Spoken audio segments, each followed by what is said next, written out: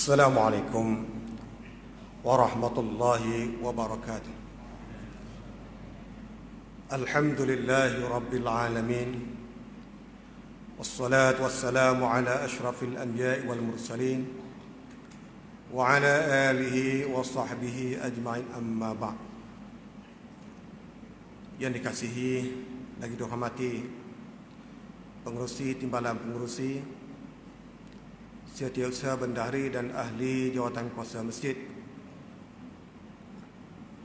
yang berbahagia Tuan Imam, Imam-imam tarawih, pegawai-pegawai masjid, seterusnya hadirin hadirat muslimin musliman yang dirahmati oleh Allah Subhanahu wa taala sekalian. Alhamdulillah, pada malam ini Allah Subhanahu wa taala masih lagi memberi kekuatan kepada kita untuk istiqamah menunaikan solat tarawih dan seterusnya mengikuti tazkirah ringkas yang ditaklifkan kepada saya pada malam ini. Mudah-mudahan kehadiran kita dicatat oleh Allah Subhanahu wa taala sebagai salah satu daripada amal kebajikan kita, insya-Allah. Hadirin hadirat muslimin semua yang dirahmati oleh Allah Subhanahu wa taala sekalian, kita menyedari hakikat kita sebagai manusia ini merupakan orang yang menumpang di bumi Allah Subhanahu wa taala. Kita yakin bumi yang kita diami pada hari ini adalah milik Allah Subhanahu wa taala, bukan milik kita, bukan milik keturunan kita, bukan milik sesiapa, sama ada dia penguasa, seorang raja, pemimpin atau sebagainya. Semua yang ada pada hari ini adalah milik Allah Subhanahu wa taala. Maka menjadi adab, menjadi kewajipan ataupun sesuatu yang dikatakan orang yang beradab, apabila dia menyedari bahawa dia menumpang di suatu tempat, maka hendaklah dia menuruti dan mengikuti peraturan yang telah ditetapkan oleh tuan punya pemilik. Kalau sebuah permis, kita tidak boleh pandai-pandai nak membuat peraturan kita sendiri, melainkan pemilik permis tersebut. Begitu juga rumah. Kalau kita pergi rumah kawan, rumah sesiapa pun, untuk kita pandai-pandai ingin membuat peraturan, ingin membuat jadual hidup sendiri, tidak boleh. Kerana apa? Kerana kita menumpang. Sebab itu, ketika mana kita menumpang di bumi Allah Subhanahu wa taala ini, suka tidak suka, mau tidak mau, kita kena ikut peraturan Allah Subhanahu wa taala. Barulah kita ini manusia yang beradab, manusia yang berterima kasih kepada Tuhan yang menciptakan kita. Sebab itu Allah Subhanahu wa taala menyebut, am khuliqu min ghairi syai'in am humul khaliqun. Adakah mereka itu diciptakan begitu saja, ataupun mereka menciptakan diri mereka sendiri? Ayat ini menggambarkan kepada kita bahawasanya manusia ini diciptakan oleh Allah Ta'ala, dan dunia ini juga diciptakan oleh Allah Subhanahu wa taala untuk kesempurnaan manusia tersebut. Kadang-kadang manusia lupa hakikat kehidupan mereka. Mereka tak sedar bahawasanya mereka ini menumpang di bumi Allah Subhanahu wa taala. Maka minum dan seumpamanya. Lalu Allah Subhanahu wa taala ingin memberi peringatan kepada manusia ini dengan mengutuskan para rasul, para nabi, untuk menyedarkan kepada manusia hakikat kehidupan mereka yang sebenarnya. Oleh sebab itu Allah Subhanahu wa taala telah menyatakan di dalam surah Syura ayat yang ke-13, menerusi firman-Nya, a'udzubillahi minasyaitonir rajim, syara'a lakum minad dini ma wassa bihi nuhan wallazi awhayna ilaika wa ma wassayna bihi Ibrahim wa Musa wa Isa an aqimud dina wa la tatafarraqu fihi kabura 'alal musyrikin ma tad'uuhum ilaihi Allahu yajtabi ilaihi man yasha' wa yahdi ilaihi man yunib.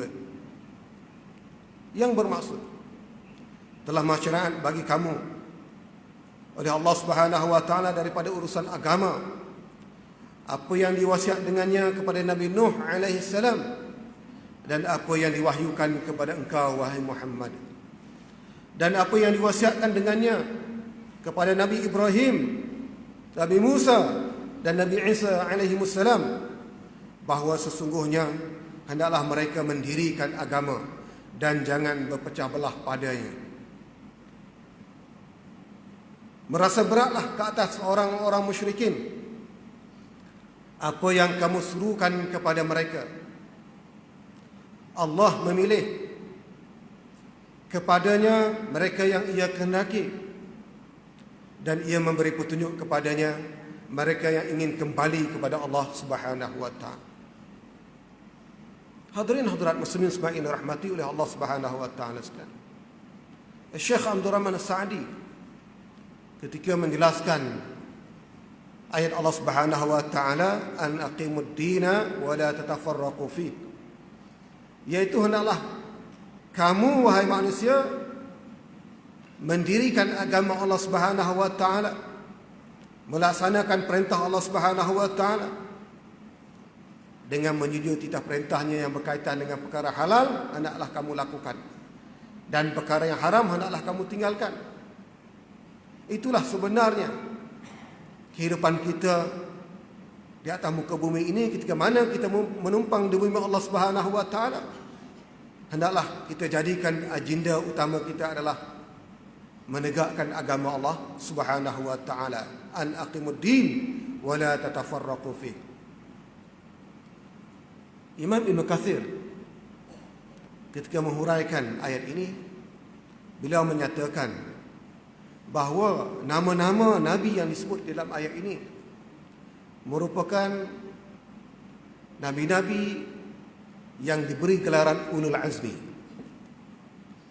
Sekiranya kita belajar sifat 20, kita akan memahami apa itu maksud Ulul Azmi, yakni Rasul-Rasul yang diutuskan oleh Allah Subhanahu wa taala menghadapi cabaran yang hebat.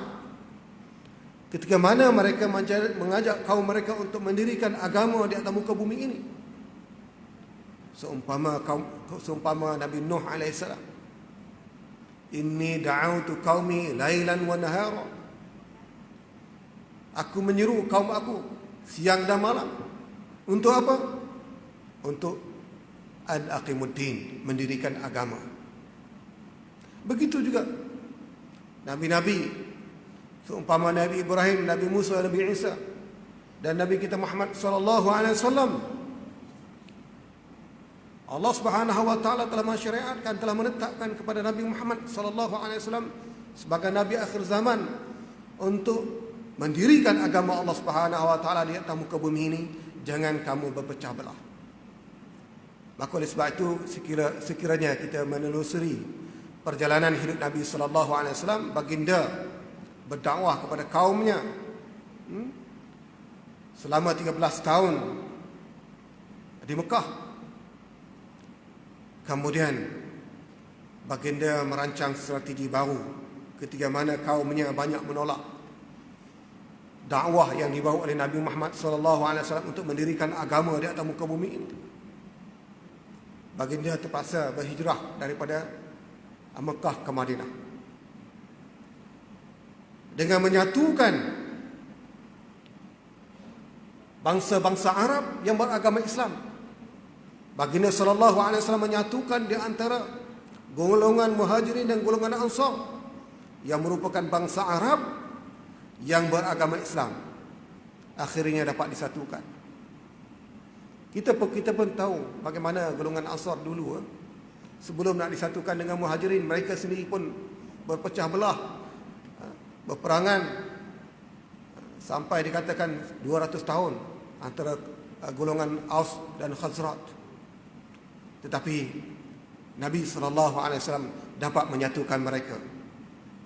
Bahkan dapat menyatukan golongan Aus dan Khazraj ini yang diberi gelaran golongan Ansar ini dengan golongan Muhajirin. Kemudian Nabi SAW menyatukan golongan yang bukan bangsa Arab tetapi menganut agama Islam, yang terdiri daripada bangsa Rom, bangsa Parsi, bangsa Habasyah dan bangsa-bangsa yang lain, untuk bersatu bagi menegakkan agama Allah Subhanahu wa taala. Kemudian yang ketiga pula, Nabi sallallahu alaihi wasallam menyatukan umat Islam yang sudah bersatu daripada bangsa Arab sendiri dan juga bangsa-bangsa yang lain dengan kumpulan non-muslim ataupun golongan bukan Islam yang tidak ekstrim, yang tidak melampaui, yang boleh bekerjasama dengan umat Islam ketika itu. Lalu Nabi SAW membuat draft ataupun mewujudkan piagam Madinah bagi menyatukan golongan Yahudi, golongan Kristian dan musyrikin yang seumpamanya, yang mana mereka ini ingin bertolak ansur hidup bersama dengan orang-orang Islam. Hadirin hadirat muslimin semua dirahmati oleh Allah Subhanahu wa taala. Kerja-kerja untuk menegakkan agama Allah Subhanahu wa taala ini agak susah, bukan senang. Untuk menyatukan, ini kehebatan Nabi Muhammad sallallahu alaihi wasallam. Kalau kita lihat pada hari ini apa yang berlaku di tanah Arab, seolah-olah ingin kita mau Nabi sallallahu alaihi wasallam hidup kembali untuk menyatukan bangsa Arab yang ada pada hari ini. Bukan senang sebenarnya untuk menyatukan, khususnya bangsa-bangsa yang ada atas dunia ini. Bahkan kita sendiri pun dalam keluarga kita pun bercerai-berai, tidak boleh bersatu. Nak menyelesaikan masalah harta pusaka yang sedikit pun tak boleh nak selesaikan. Saya membaca buku-buku yang berkaitan dengan ilmu faraid. Di Malaysia ni lebih daripada 60 bilion harta umat Islam beku, harta pusaka ini beku, tak dibahagikan. Kerana apa? Di antaranya ialah tidak sekata antara ahli keluarga untuk menyelesaikan masalah faraid tersebut. Bayangkanlah 60 bilion lebih kalau dicairkan, bagaimana keuntungan yang akan diperolehi oleh umat Islam. Hadirin hadirat muslimin sekalian dirahmati oleh Allah Subhanahu wa taala sekalian. Maka kita yang berada di bumi bertuah Malaysia ini, sekiranya kita masih lagi tidak mahu ataupun tidak menyedari betapa pentingnya agenda hidup kita adalah untuk menegakkan agama Allah Subhanahu wa taala, bukan hanya untuk kita tetapi untuk generasi yang akan datang. Supaya generasi yang akan datang ini kuat agamanya, kuat pegangan Islam mereka. Tetapi bermula daripada kita. Bermula daripada hari ini, kita mestilah menegakkan agama Allah Subhanahu wa taala mengikut acuan yang telah ditetapkan oleh Allah taala. Bukan acuan kita sendiri. Bukan acuan yang dibuat oleh barat, bukan acuan yang dibuat oleh timur, tapi acuan yang telah ditetapkan oleh Allah Subhanahu wa taala sebagaimana yang termaktub di dalam Al-Quranul Karim dan juga sunnah baginda sallallahu alaihi wasallam. Dan jangan sekali-kali kita berpecah belah. Karena kita tahu apabila berpecah belah, maka di sana musuh-musuh Islam akan mengambil kesempatan. Dalam sejarah Nabi sallallahu alaihi wasallam, Nabi begitu teliti, begitu berjaga-jaga dan berhati-hati supaya tidak ada langsung unsur-unsur perpecahan yang disebabkan oleh golongan munafik ataupun golongan kafir itu sendiri. Ketika mana ada nampak nak pecah belah ni, Nabi sendiri cepat turun. Nabi sendiri turun menyelesaikan perbalahan dan perselisihan paham di antara mereka. Sebab tu Allah Subhanahu wa taala turunkan ayat, wa'tasimu bihablillahi jami'an wa la tafarraqu واذكروا نعمة الله عليكم إذ كنتم أعداء فألف بين قلوبكم فأصبحتم بنعمته إخوانا وكنتم على شفا حفرة من النار فأنقذكم منها كذلك يبين الله لكم آياته لعلكم تهتدون. Yang bermaksud, hendaklah kamu berpegang teguh dengan tali Allah Subhanahu wa taala keseluruhannya. Dan jangan kamu berpecah belah. Ingatlah nikmat Allah ke atas kamu ketika kamu dahulu bermusuhan. Lalu Allah Ta'ala melembutkan di antara hati-hati kamu, lalu kamu dengan nikmatnya menjadi saudara, dan hampir kamu berada di jurang api neraka, maka Allah Subhanahu wa taala menyelamatkan kamu daripadanya. Begitulah keterangan Allah Subhanahu wa taala bagi kamu mengenai ayat-ayatnya. Mudah-mudahan kamu mendapat petunjuk daripada Allah Subhanahu wa taala. Sekiranya kita ingin menegakkan agama Allah Subhanahu wa taala ini, tidak mungkin kita bersendirian, kecuali bersama dengan kumpulan yang kuat, yang kukuh, sebagaimana yang telah dilaksanakan oleh Nabi sallallahu alaihi wasallam, yaitu menyatukan bangsa Arab yang beragama Islam dahulu. Kalau kita di Malaysia ni, orang Melayu yang beragama Islam mesti disatukan dan tidak boleh berpecah belah. Kemudian sesudah itu dengan bangsa-bangsa yang lain yang beragama Islam, kemudian dengan bangsa yang bukan Islam tetapi mereka ini tidak ekstrim, tidak menentang agama Allah Subhanahu wa taala. Hadirin hadirat muslimin yang dirahmati oleh Allah Subhanahu wa taala. Musuh Islam memang mencari jalan untuk memecah belahkan umat Islam. Ini agenda mereka. Oleh sebab itu strategi mereka ini adalah pecah perintah. Dalam bahasa Arab menyebut farriq tasud. Kamu pecah belahkan mereka, kamu dapat menguasai mereka. Kita nak menguasai, ini agenda musuh Islam lah. Kalau mereka nak menguasai ataupun nak menjajah sesuatu bangsa, mereka akan pecah belahkan bangsa tersebut, bercerai-berai, kemudian mereka akan masuk dan menawan tempat tersebut dan mereka menjajah bangsa tersebut. Hadirin hadirat muslimin yang dirahmati oleh Allah Subhanahu wa taala. Kita tidak rela untuk kali kedua, kali ketiga dan seterusnya kita dijajah lagi, Maka oleh sebab itu, marilah sama-sama kita berlapang dada, menerima hakikat bahawasanya kita ini mesti menegakkan agama Allah Subhanahu wa taala dan tidak sekali-kali kita bercerai-berai. Allah Subhanahu wa taala mengingatkan kita dalam surah Al-Anbiya ayat 92. A'udzubillahi minasyaitonir rajim. Inna hadhihi ummatukum ummatan wahidatan wa ana rabbukum fa'budun. Yang bermaksud sesungguhnya ini umat kamu, satu umat, dan aku Tuhan kamu, maka hendaklah kamu menyembah aku. Di dalam ayat 52 surah Al-Mu'minun, Allah Subhanahu wa taala juga menyatakan, wa inna hadhihi ummatukum ummatan wahidah wa ana rabbukum fattaqun. Dan sesungguhnya ini umat kamu, umat yang satu, dan aku Tuhan kamu, maka hendaklah kamu bertakwa kepada aku. Hadirin hadirat muslim semua dirahmati oleh Allah Subhanahu wa taala. Mudah-mudahan Ramadan yang kita lalui selama ini dapat menyatukan hati kita. Kerana kita sembahyang menghadap kiblat yang satu, menghadap Kaabah yang satu, sembahyang tarawih berimankan iman yang satu berdasarkan kepada apa yang telah disyariatkan oleh Allah Subhanahu wa taala. Maka mudah-mudahan hidup kita pada hari ini yang menumpang di bumi Allah Subhanahu wa taala ini, kehidupan kita, agenda utama kita adalah untuk menegakkan agama Allah taala.